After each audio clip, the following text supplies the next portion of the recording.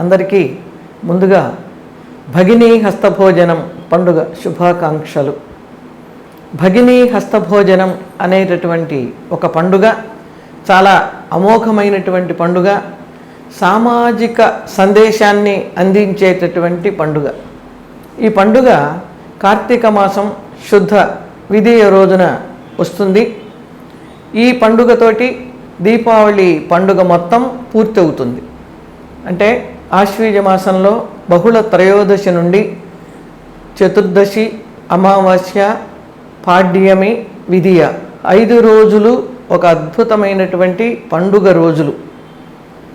మామూలుగా శనివారం త్రయోదశి వస్తే శని త్రయోదశి అంటారు.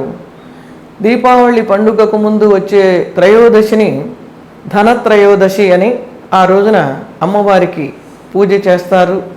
కొత్తగా నగలు చేయించుకున్న వాళ్ళు నగలను అలంకరించి అమ్మవారికి పూజ చేసిన తరువాత మళ్ళీ వాళ్ళు ధరించటం అనేది ఒక అలవాటుగా వస్తున్నటువంటిది.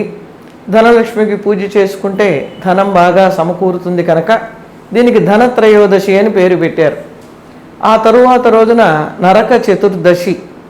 ఆ నరక చతుర్దశి రోజున మరి కృష్ణస్వామి నరకాసురుణ్ణి సంహరించిన రోజు కాబట్టి నరక చతుర్దశి అనే పేరు వచ్చింది. ఆ రోజు కూడా చాలామంది దీపాలు వెలిగిస్తారు.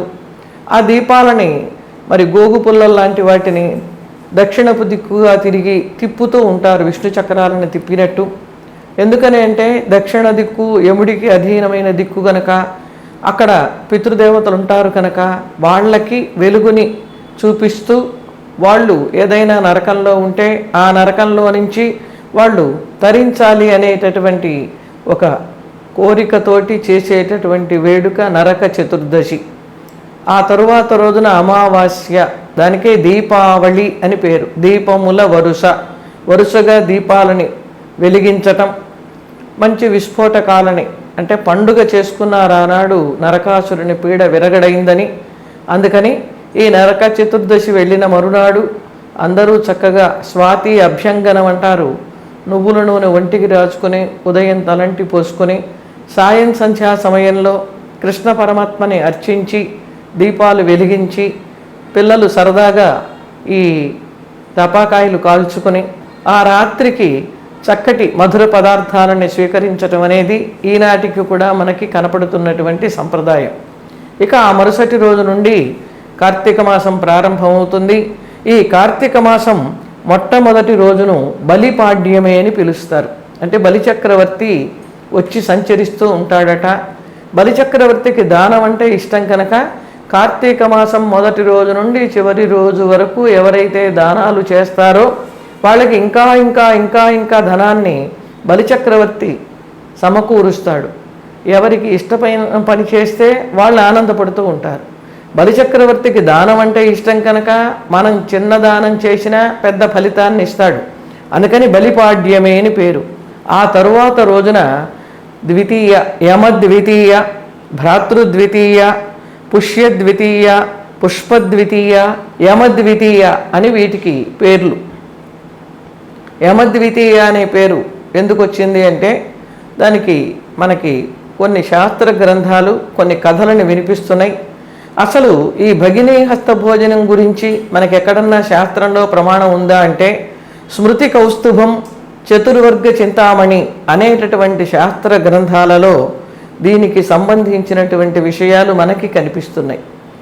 ఈ ద్వితీయ రోజున అంటే కార్తీక మాసం 2వ రోజున చిత్రగుప్తుని కూడా స్త్రీలందరూ కూడా పూజ చేస్తారు. అంటే యముడితో పాటు చిత్రగుప్తుడికి కూడా పూజలు జరుగుతాయి అన్నమాట. ఈ భగినీ హస్తభోజనం అనే పేరుతో చేసే ఈ పండగని అటు ద్వైతులు, అద్వైతులు, విశిష్టాద్వైతులు ఈ త్రిమతస్థుల వాళ్ళు కూడా క్యాలెండర్లలో భగినీ హస్తభోజనం అని వేస్తున్నారు కనుక ఇది శాస్త్ర సమ్మతమైనటువంటి పండుగ అని మనకు అర్థమవుతున్నది. అయితే మన రాష్ట్రంలో కంటే ఈ పండుగ ఇతర రాష్ట్రాలలో బాగా వైభవంగా జరుగుతున్నది. ఎక్కువ మంది ఈ పండుగని చేసుకుంటున్నారు. అసలు ఇలాంటి పండుగలు లేకపోతే ఒక కుటుంబ వాతావరణమే విచ్ఛిన్నమైపోయే అవకాశం ఉంది. అందరికీ శ్రావణ పూర్ణిమ రక్షాబంధనం, రాఖీ అంతవరకే తెలుసు. దాని తరువాత మళ్ళీ అన్న చెల్లెళ్ళ సంబంధాన్ని బాగా గుర్తు చేసి బలపరిచేటటువంటి పండుగ ఈ భగినీ హస్తభోజనం. యముడు యమున ఇద్దరు అన్న చెల్లెళ్ళు, వీళ్ళిద్దరూ సాక్షాత్తుగా యముడి సంతానం. ఈ చెల్లెలు చాలా రోజులుగా అన్నగారిని ఇంటికొచ్చి ఆతిథ్యం స్వీకరించమని కోరుకుంటున్నది. ఆ యముడికి 24 గంటలు ఉద్యోగమే, మనలాగా సెలవులు లేవు, విరామం లేదు. ఆయన ధర్మాన్ని పరిపాలన చేస్తున్నాడు. ధర్మానికి మారు పేరు యముడు కనుక ఆయనకి సంయమనుడు అని, సమవర్తి అని కూడా బిరుదులు ఉన్నాయి. అలా ఆయన తనకున్నటువంటి ఉద్యోగ ధర్మాన్ని నిర్వహిస్తూ ఎన్నేళ్లకి రావటం కుదరలేదు. అయితే యముడిలో ఒక ప్రత్యేక లక్షణం ఉంది.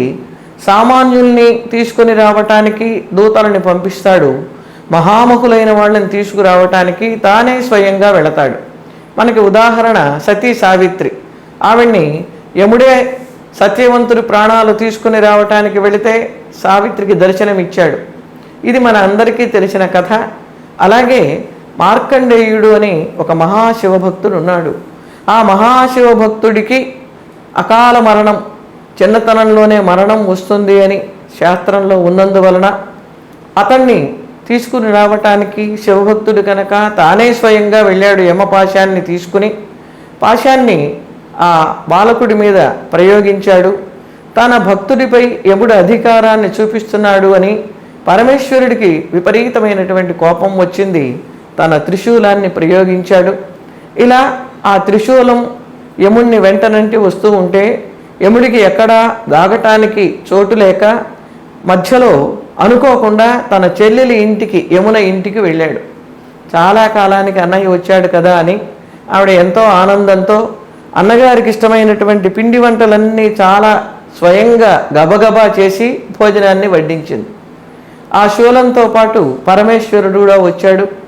ఈ వచ్చిన పరమేశ్వరుడికి భోజనం చేస్తున్నటువంటి యమధర్మరాజు కనపడ్డాడు. భోజనం చేస్తున్న వాళ్ళని చంపకూడదు అని ఒక శాస్త్రం ఉంది. ఆ శాస్త్రం తెలిసినటువంటి పరమేశ్వరుడు ఈ యముణ్ణి వదిలిపెట్టి వెళ్ళిపోయినాడు.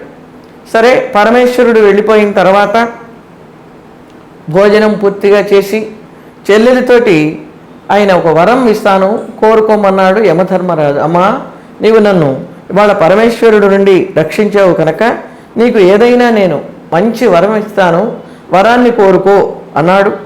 సరే, ఆవిడ ఏం కోరుకుంటుంది? తన వరకు తాను కోరుకోలే. వెనకటి వాళ్ళు లోకక్షేమం కోరేవాళ్ళు. ఇవాళ మనమైతే మన వరకే చిన్ని నా బొజ్జకు శ్రీరామ రక్ష అని కోరుకుంటాం.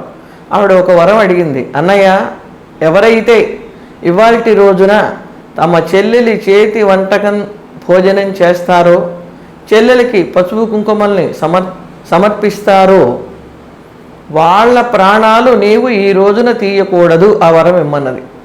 సరే, ఇస్తానన్నాడు. అంతేకాదు, ప్రతి సంవత్సరం కార్తీక శుద్ధ విజయ రోజున నీవు మా ఇంటికి వచ్చి నా ఆతిథ్యాన్ని స్వీకరించాలి అని కోరింది. అలాగే 2 వరాలని ఇచ్చాడు. అపమృత్యువు లేకుండా చూడమని కోరుకున్నది. అలాగే ఈ వ్రతం చేసిన వాళ్ళకి, ఇవాల్టి రోజున చెల్లెలి చేత భోజనం చేసిన వాళ్ళకి అపమృత్యు దోషం ఉండదు అన్నాడు. అపమృత్యు దోషం అంటే ఏమిటి అంటే అకాల మరణం. ఏదో 60 ఏళ్ళలో 70 ఏళ్ళలో కాలమాన పరిస్థితుల్ని బట్టి జీవించి చిట్ట చివరికి శక్తిహీనుడై మరణించటం అనేది సకాల మరణం.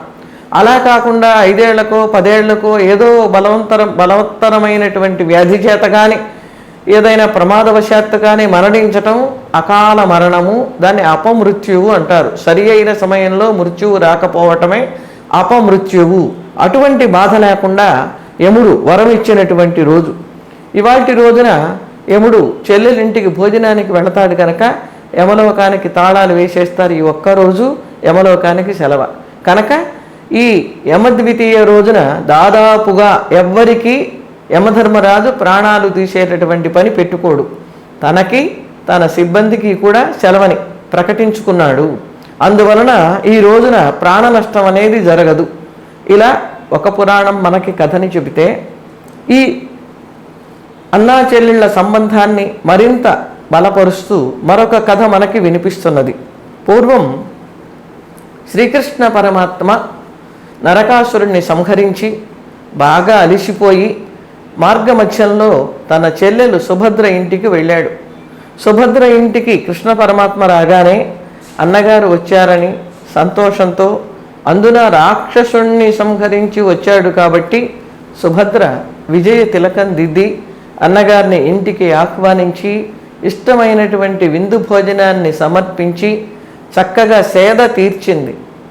ఆమె విందుకి పరవశించినటువంటి కృష్ణ పరమాత్మ ఆమెకి అమోఘమైనటువంటి సౌభాగ్యాన్ని కటాక్షించాడు. అందుకనే కురుక్షేత్ర సంగ్రామంలో అర్జునుడికి తాను సారథి అయి సుభద్ర మాంగళ్యాన్ని కాపాడటం జరిగింది. ఇక యముడి భటులతోటి ఒక రోజున యముడు ఒక ప్రశ్న వేశాడు. అయ్యా, మీరందరూ నేను చెప్పిన ఆజ్ఞని పరిపాలిస్తున్నారా? ఓ, తప్పకుండా పరిపాలిస్తున్నామండి. మీరు ఎవరి ప్రాణాలైనా తీసేటప్పుడు ఎవరైనా బాధపడ్డట్లుగా మీకు గోచరించిందా? మీ అనుభూతులు ఏమిటి అని అడిగాడు. అడిగితే ఒక భటుడు మాత్రం ధైర్యం చేసి, ఓ ధర్మరాజా, ఒక్క సన్నివేశం చెప్తాను, మీరు ఆలకించండి అని చాలా చింతాక్రాంతుడై కళ్ళనీళ్ల పర్యంతంగా చెప్తున్నాడు. అయ్యా, మీరు ఆజ్ఞాపించారు, మీ ఆజ్ఞని మేము ఏనాడు కాదనటానికి వీలు లేదు. శిరసావహించి మీరు చెప్పిన పని చేస్తున్నాము. ఎప్పుడు ఎక్కడ ఏ సమయంలో ఎవరి ప్రాణం తీయమంటే వాళ్ళ ప్రాణాలు తీస్తున్నాము. ఈ ధర్మ కార్యక్రమంలో మేము అనుకోకుండా కొత్తగా పెళ్ళైనటువంటి ఒక పెండ్లి కుమారుడి ప్రాణాలు హరిస్తున్నాము. ఆ సమయంలో ఆ నవవధువు కొత్త పెండ్లి కూతురు ఏడ్చినటువంటి ఏడుపు ఇప్పటికీ నా చెవులల్లో మారుమోగుతున్నది. ఆమె దైన్యాన్ని చూడలేకపోయాను అని బాధపడ్డాడు. యమధర్మరాజుకు కూడా బాధ కలిగేంత చక్కగా చెప్పాడు ఈ భటుడు.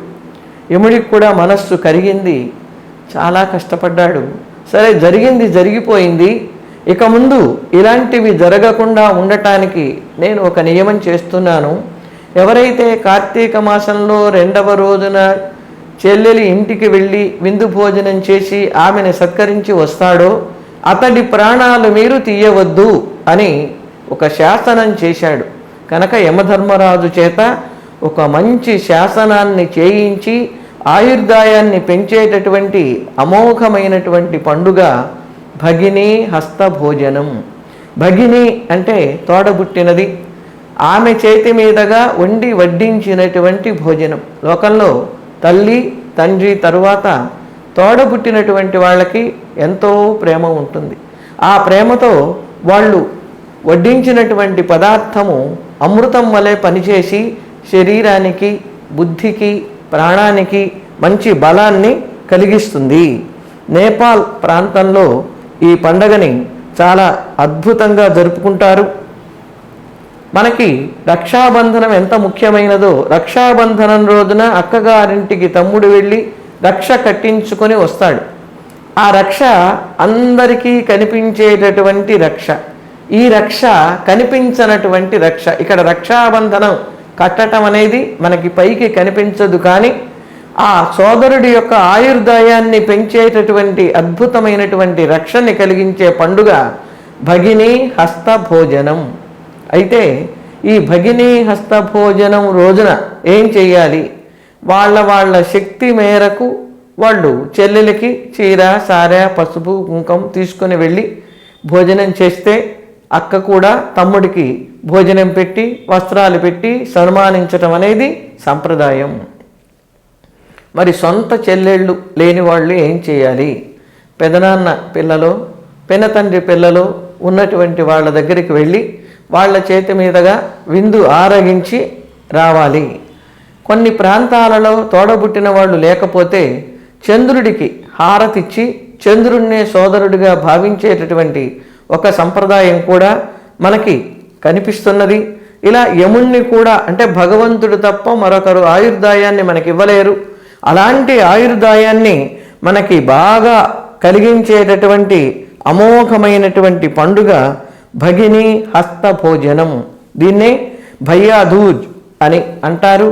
కొన్ని ప్రాంతాల్లో భాయి టీకా అనే పేరుతోటి నేపాల్ దేశంలో ఈ పండుగని వ్యవహరిస్తారు. ఈ పండుగ పరమార్థం ఏమిటంటే కనీసం సంవత్సరానికి ఒక్కసారైనా చెల్లెలి ఇంటికి అన్న వెళ్ళటం, అలాగే శ్రావణ మాసంలో అక్కగారింటికి తమ్ముడు వెళ్ళటం అనేటటువంటి నియమం ఏర్పాటు చేశారు. 12 సంవత్సరాలు అన్నా చెల్లెళ్ళు ఒకరి ఇంటికి ఒకరు రాకపోతే ఇక జన్మంతా వాళ్ళు ముఖాలు చూసుకోకూడదు అని ఒక శాస్త్రం మనకి నియమాన్ని ఏర్పాటు చేసింది. అలాంటిది సంవత్సరానికి ఒక్కసారి చూసుకుంటూ ఉంటే ఒకళ్ళ మీద ఒకళ్ళకి ప్రేమాభిమానాలు పెరుగుతాయి. అసలు ప్రతి స్త్రీ తమ్ముడికి ఆయుర్దాయం పెరగాలి అని కోరుకుంటుంది. ఏ శుభ కార్యక్రమంలోనైనా వదిన మరదళ్ళు కలుసుకోవటం అనేది ఉంటుంది. ఈమె తన తమ్ముడికి సౌభాగ్యాన్ని ఆయుర్దాయాన్ని కోరుకున్నట్టయితే తన మరదలికి సౌభాగ్యం ఉంటుంది. అలాగే ఆ మరదలు తన అన్నగారికి ఆయుర్దాయాన్ని కోరుకుంటే ఈమెకి వదిన గారికి సౌభాగ్యం ఉంటుంది. ఇలా ఒక స్త్రీకి మరొక స్త్రీ సౌభాగ్యాన్ని అందిస్తూ చక్కగా నిత్య కళ్యాణంగా పచ్చతోరణంగా విరాజిల్లుతూ ప్రతి శుభ కార్యక్రమాలలో పాలు పంచుకునేటటువంటి మంచి సంప్రదాయాన్ని సౌభాగ్యాన్ని దేశానికి అందించినటువంటి అద్భుతమైనటువంటి పండుగ భగిని హస్తభోజనం.